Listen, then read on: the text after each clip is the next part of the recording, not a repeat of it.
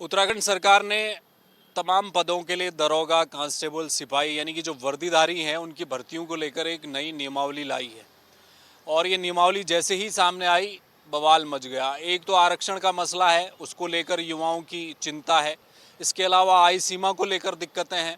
और सबसे बड़ा ब्लंडर तो ये हुआ कि वो जो 900 मीटर दौड़ने वाला मसला था, 1 मिनट में 900 मीटर दौड़ना पड़ेगा अगर अग्निशमन अधिकारी आपको बनना है, तो वो वर्ल्ड रिकॉर्ड धारियों को आना पड़ेगा। मिलते ही नहीं अगर ये नियम लागू होता। हालांकि फिर शासन ने इसे रिकॉल किया है, उसमें बदलाव अभी होना बाकी है। लेकिन ये जो नियमावली आई है उसे लेकर अभी से आवाज़ उठने लगी है और उत्तराखंड बेरोजगार संघ ने इस नियमावली को चुनौती दी है। मेरे साथ राम कंडवाल हैं, उत्तराखंड बेरोजगार संघ के अध्यक्ष हैं। राम भाई, ये दिक्कत कहाँ आ रही है? इसमें तो दरोगा की, कांस्टेबल की, आप तो पहले आंदोलन कर रहे थे, वो उम्र सीमा तो बढ़ा दी सरकार ने, तो नियमावली में कहाँ दिक्कत आ रही है? देखिए, हमने तो ये कहा था कि आप पुलिस कांस्टेबल की आयु सीमा बढ़ाइए। इन्होंने चलिए वो 3 साल बढ़ा दी, जबकि हम उसको 28 कह रहे थे कि 18 से 28 होनी चाहिए। लेकिन हमें क्या पता था कि पुलिस की बढ़ा दोगे और अन्य सिपाही लेवल की घटा दोगे। अगर आप देखोगे तो जो फॉरेस्ट गार्ड की उम्र सीमा थी वो 18 से 28 वर्ष थी, इन्होंने उसको 18 से 25 कर दिया। जो आबकारी सिपाही की 18 से 30 वर्ष हुआ करती थी वो इन्होंने 18 से 25 कर दिया। परिवर्तन सिपाही, बंदी रक्षक, ये भी 18 से 30 में हुआ करती थी, ये भी इन्होंने जो है 18 से 25 कर दिया। अब समझ में ये नहीं आ रहा है कि आखिरकार ये नियमावली बनाने वाले कौन है। दूसरी चीज़ इन्होंने एक और इसमें चीज़ की है कि जो फॉरेस्ट गार्ड की आयु सीमा है, जनरल की जो आयु सीमा थी वो 163 हुआ करती थी हाइट, और अब इन्होंने क्या कर दिया, उसमें 165 कर दी है। वही हाइट जो हमारे पर्वतीय क्षेत्र के जो युवा हैं जिनको पर्वतीय सर्टिफिकेट लगाना पड़ता है, उनकी पहले 152 सेंटीमीटर थी और अब इन्होंने उसको बढ़ाकर 160 सेंटीमीटर कर दिया है।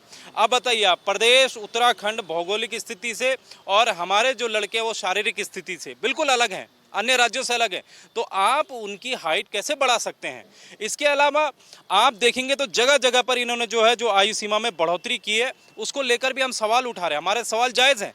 अगर हम पहले उत्तर प्रदेश में हुआ करते थे तो आज भी उत्तर प्रदेश की नियमावली क्या कह रही है कि वहां पर आबकारी में 18 से 40 वर्ष मांगा जाता है, लेकिन यहां पर इन्होंने 25 कर दी। यहाँ पर आबकारी की 30 थी, उत्तर प्रदेश में 40 थी, इन्होंने घटाकर 25 कर दी। 5 साल इन्होंने घटौती कर दी। वन विभाग में भी आप देख लो, वन विभाग में भी उत्तर प्रदेश में 40 वर्ष मांगी जाती है और यहाँ पर इन्होंने 25 वर्ष कर दी। अब ये समझ नहीं आ रहा है कि क्या ये युवाओं को ये समझ रहे हैं कि 25 साल के बाद वाला युवा जो है बूढ़ा हो जाता है, वो जो है दौड़ भाग नहीं कर सकता। अगर वो दौड़ भाग नहीं कर सकता तो इससे पहले के युवाओं ने कैसे दौड़ भाग कर दी? जो 18 से 35 थे, 18 से 28 थे, उन्होंने कैसे दौड़ भाग कर दी?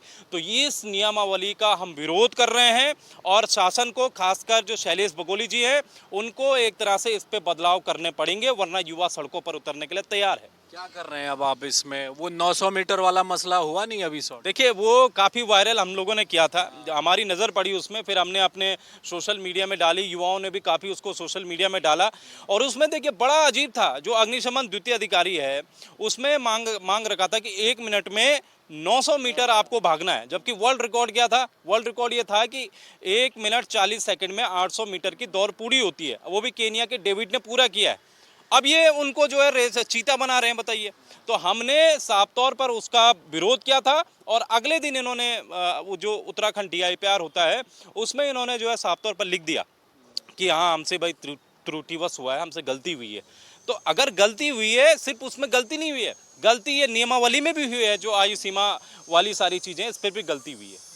चलिए, तो आप क्या सड़कों पर फिर उतर रहे हैं? आपने कहा था कि हम आंदोलन करेंगे फिर। देखिए, 21 को पेपर है संयुक्त स्नातक स्तरीय का, और उसके बाद तमाम बेरोजगारों के साथ एक बैठक आयोजित की जाएगी और समूचे जिलों में इसके खिलाफ जो है आंदोलन प्रदर्शन किया जाएगा।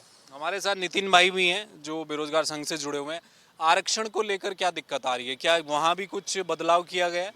देखिए, रिजर्वेशन का जहाँ तक मुद्दा है, आप मान के चलिए इस प्रदेश के अंदर जनरल के अलावा और कैटेगरी में SC है, ST, OBC और EWS, इन टोटल सबका जो रिजर्वेशन मिला के होता है 47%, और जो रेस्ट रह चुका है 53% रह चुका है। अब जो नई कैटेगरीज हमारे जो अभी जोड़ी हैं, जैसे कि आप आंदोलनकारी मान लीजिए, उसके बाद आप देखिए अग्निवीर का आ चुका है, और ये बहुत बड़े मुद्दे हैं, कोई छोटे मोटे मुद्दे नहीं। अब आप देखिए कि जो SC, ST, OBC और EWS है, ये इन्हीं की सीटें खा के इन्हीं को जो नया रिजर्वेशन कहीं आप 100% से ही ले सकते हैं जो कुछ लेंगे, जो जनरल का 53% बचा है उसमें से तो जा ही रहा है।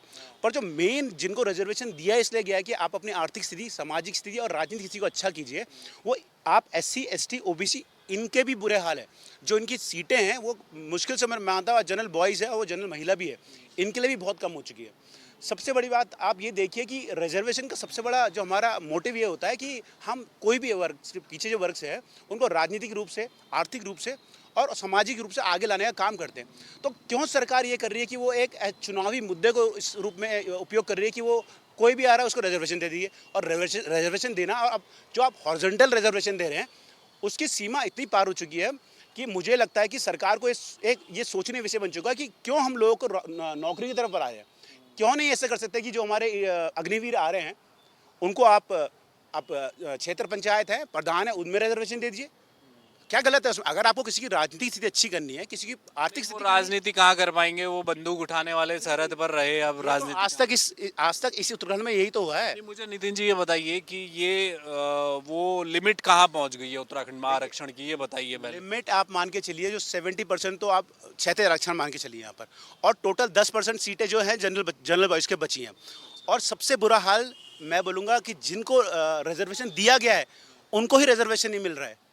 और आप ये देखिए कि जितने भी ये, अभी तो मैं आपको बता भी नहीं पा रहा हूँ, अनाथ का आरक्षण अलग है, विकलांग का आरक्षण अलग है, ये बहुत सारे आरक्षण हैं। और ये बहुत ऐसी स्थिति हो चुकी है इस प्रदेश के अंदर कि जो युवा, चाहे वो किसी वर्ग से आता हो, चाहे वो 50 से ऊपर तो जाना नहीं चाहिए ना, सुप्रीम कोर्ट की रूलिंग है। आपका कहना बिल्कुल सही है, पर क्या है ये सारा जो आपका हॉरिजॉन्टल आरक्षण जो आया है इसकी, क्योंकि आप इसको डायरेक्ट डिफाइन तो कर नहीं सकते हैं, तो ये हॉरिजॉन्टल आप दे भी रहे हैं उनको, पर प्रैक्टिकली आप नहीं दिए दिए। मिल भी नहीं रहा है। तो ये हमारा कहने का सीधा मतलब ये है कि आप जितना भी रिजर्वेशन दे रहे हैं, इस रिजर्वेशन का लाभ जो असली युवा है, जो सालों से तैयारी कर रहा है, जिसने अपने पहली क्लास से 12वीं क्लास तक अच्छी एजुकेशन पाई है, ग्रेजुएशन में अच्छी पाई है, उसको वो अपने को एक छला सा महसूस कर रहा है इस प्रदेश के अंदर।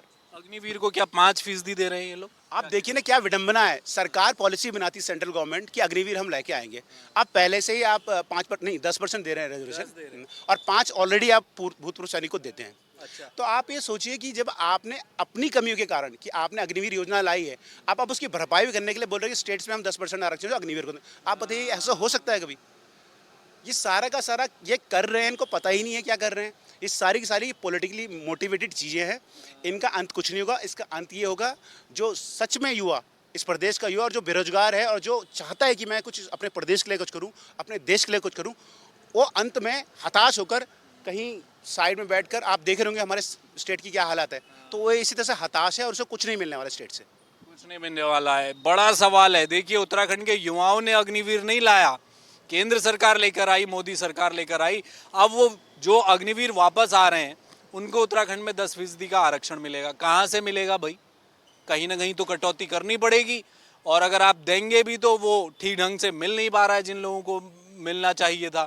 तो दिक्कतें आरक्षण की पूरे देश में अलग अलग राज्यों में ये बनी हुई हैं, लेकिन उत्तराखंड में ये नई नियमावली आई है तो इसने फिर एक बार युवाओं को फिर हताश किया। आप कुछ कह रहे हैं? मैं ये कह रहा हूँ कि अभी टोटल जो आरक्षण हो गया इस प्रदेश में वो क्या हो गया है, पूरा रसगुल्ले की तरह ही आरक्षण को बांट रहे हैं। अगर आप देखेंगे 2 तरह के आरक्षण फिलहाल इस प्रदेश में दिए जा रहे हैं, एक होता है हॉरिजॉन्टल, एक होता है वर्टिकल, जो ऊर्ध्वाधर आरक्षण जिसको बोलते हैं। अब जो वर्टिकल आरक्षण है वो एक तरह से 4 कैटेगरी में बांटा गया है, SC ST OBC और EWS, इनका टोटल मिलाकर हो गया 47%।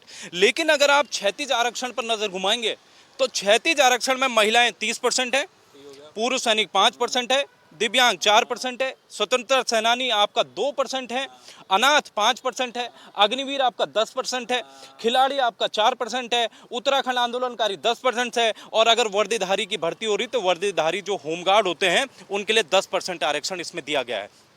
टोटल ये हो गया 70, इधर आप 47 जोड़ लीजिए, टोटल जो आरक्षण हो गया 107% उत्तराखंड में फिलहाल आरक्षण हो गया है। तो ये आरक्षण की असल में कहानी है इस प्रदेश में।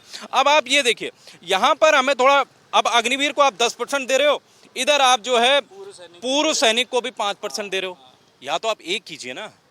वो ये सारी जो नई भर्तियां आ रही हैं उसमें स्पष्ट है, उसमें ये सब दिया जा रहा है। हालांकि इसमें जो अग्निवीर है वो 2026 से लागू होगा, वो अभी जब नया बैच यहाँ पर आएगा तब के लिए उन्होंने घोषणा की हम तब ये करें, लेकिन उसका इन्होंने आदेश जारी कर दिया है यानी कि 2026 से आपको 10% वो भी मिलेगा। सवाल यहाँ पर ये खड़ा हो रहा है कि आप एक ही सैनिक तो कुछ दिनों में आने वैसे भी बंद हो जाएंगे ना, जब अग्निवीर चल रही है। हाँ, तो उनको तो एक साथ भी दिया जा सकता है, आपका कहना ही है। मैं यही कहना चाह रहा हूं कि एक साथ आप आरक्षण दे सकते हैं।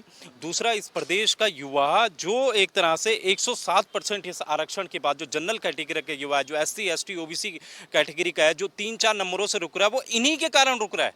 ये जो 36 आरक्षण है, इसके कारण ही वो काबिल युवा जो है रुक रहा है। मुझे एक बात बताइए राम भाई, ये बताइए मुझे, जनरल कैटेगरी हम उसको मान लें, जनरल कैटेगरी को इस समय कहाँ पर, उसकी कितनी सीटें बच रही है, आप ये बताइए। मैं आपको एग्जांपल दे रहा हूँ। देखिए, हम मान लीजिए उत्तराखंड में 100 सीटें आती हैं, पुलिस भर्ती है, 100 सीटें आ गई। अब 100 सीटों में क्या होगा खेल? 100 सीटों में आप देखिए 19, ये तो जाएगा ही जाएगा। 47% सीटें उनके लिए रिजर्व हैं। अब बची उनके लिए 53, किसको? जनरल को 53 बटी 100 में से। अब उसमें से क्या होगा? ये महिलाएं आएंगी, पुरुष सैनिक आएंगे, ये सारी वो आ जाएंगे उसमें, ठीक है, वो कटौती होती जाएगी। प्लस ये जो SC ST OBC है, इसमें से भी 30%, मतलब SC 19% का 19, ये जो है इसका 30% कहाँ जाएगा? ये वहाँ चला जाएगा, इनके लिए चला जाएगा, 36 आरक्षण में चला जाएगा। ST का 30% 4% किसका चला जाएगा? इधर चला जाएगा। OBC का जो 14% था, उसमें से 30% कहाँ चला जाएगा? इधर चला जाएगा। तो ऐसे करके सारी कैटेगरी में नुकसान हो रहा है। और एंड में जो जनरल कैटेगरी के लिए बच रहा है 100 सीटों में से लगभग जो है 12 से 13 सीटें के लगभग जो है। जनरल की भी बात नहीं है ना, सबकी कटौती हो रही है ना फिर मतलब अगर SC की 19 सीटें हैं तो 19 इसको नहीं मिल रही है। इसको ज्यादा से ज्यादा जो है 6 से 7 सीटें मिल रही हैं 100 में से, 6 से 7। ST की अगर 4 सीटें उनको दे रखी हैं तो 1 सीट जा रही है। असल कहानी ये, मतलब 1 से 2 सीटें ST की जा रही है। तो ये जो नुकसान है, ये सिर्फ जनरल का नहीं है, जनरल के अलावा ये जो वर्टिकल आरक्षण है उनमें भी सारी हर कैटेगरी को नुकसान है, लेकिन सबसे ज्यादा नुकसान जनरल वाले छात्रों का है। बिल्कुल। देखिए, आरक्षण का तो एक बार पहले मैं बात भी कर रहा था, आरक्षण को लेकर बहुत सारे लोगों के कमेंट आए थे मेरे, उसमें लोगों ने कई तरह के सवाल उठाए थे। दिक्कत ये है कि क्या बांध टूट चुका है आरक्षण का, और ये चैलेंजेबल है। चैलेंजेबल तो है ना, सुप्रीम कोर्ट की रूलिंग कहती है, तो आप क्या करेंगे? देखिए, आप किस मोटे में बोलना चाह रहे हैं? सुप्रीम, मैं ये कहना चाह रहा हूँ, ये तो कानूनी रूप से भी चुनौती दी जा सकती है। देखिए, कानूनी रूप से चुनौती दी गई है, और जैसे मैं बताना चाहूँगा कि सुप्रीम कोर्ट में मामला भी चल रहा है ऑलरेडी। ओके। और ये आप देखिए, ये सिर्फ इलेक्शन के लिए किया है। इससे पहले भी हाई कोर्ट की रूलिंग भी आ रखी है, कुछ रिजर्वेशन की आपने वापस कीजिए। पर क्या है, पॉलिटिकल दबाव में गवर्नमेंट क्या कर रही है, सिर्फ पॉलिटिकल मुद्दों को पूरा करने के लिए वो रिजर्वेशन देती है, जो कि अंत में इन्हें हटना ही हटना है। पर क्या है, जो असमंजस की स्थिति छात्रों में आ रही है, अब छात्र को पता लगेगा कि 70% तो हॉरिजॉन्टल आरक्षण हो गया है, और सीधे सीधे जो वर्टिकल आरक्षण 47% है ही। तो आप बताइए, एक बच्चा जो आज 12th पास कर रहा है, ग्रेजुएशन पास कर रहा है, क्योंकि हमारा प्रदेश आपको पता है सैनिकों का प्रदेश है, हमारे प्रदेश के अंदर छोटे मोटे रोजगार की व्यवस्था के लिए ज़्यादातर लोग तैयारी करते हैं।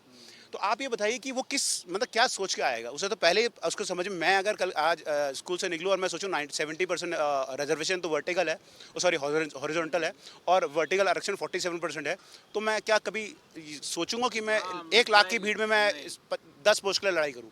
तो प्रॉब्लम ये है, प्रॉब्लम साइकोलॉजिकल प्रॉब्लम है, जो बच्चों को और मानसिक रूप से कमज़ोर कर रही है। देखिए, बड़ा सवाल है।